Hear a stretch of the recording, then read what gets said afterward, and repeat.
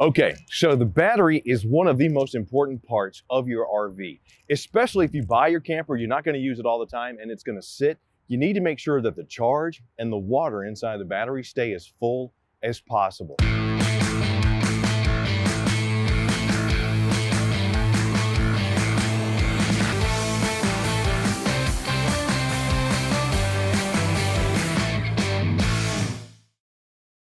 You need to make sure that the charge and the water inside the battery stay as full as possible. Because your battery may have 8.5 volts left on it, that's not going to be enough to run the slides out. Most everything inside your camper is going to require at least 11.6. So even if it's sitting and you don't use it, you want to make sure that your battery is receiving charge. I know you may have a disconnect, but the disconnect's off. Doesn't matter, there's still a constant pull on your battery that can drain it. And one of the first things you can do is make sure that you have enough water inside the cells. So you can buy one of these quick fill onboard battery watering systems. You can get these at Gander RV and Outdoors. These are great little systems to use. All you do, take the cover off. Just be sure to be very careful with this. And as always, if you have any questions or if you need any help at all, make sure you get one of the RV specialists to help you. So slide the ports down in.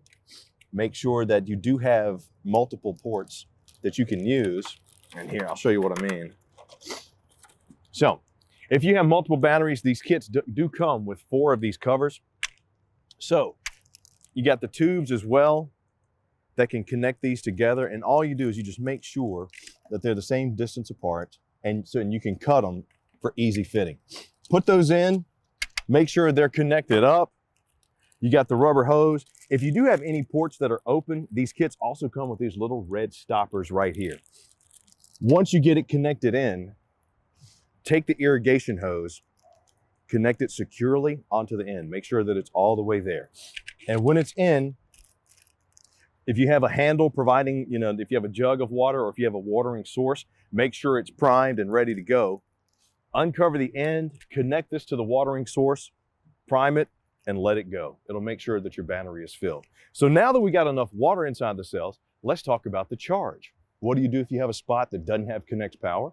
Well, you could get a battery charger or you could get one of our solar panels. I'm gonna show you how to hook that up next.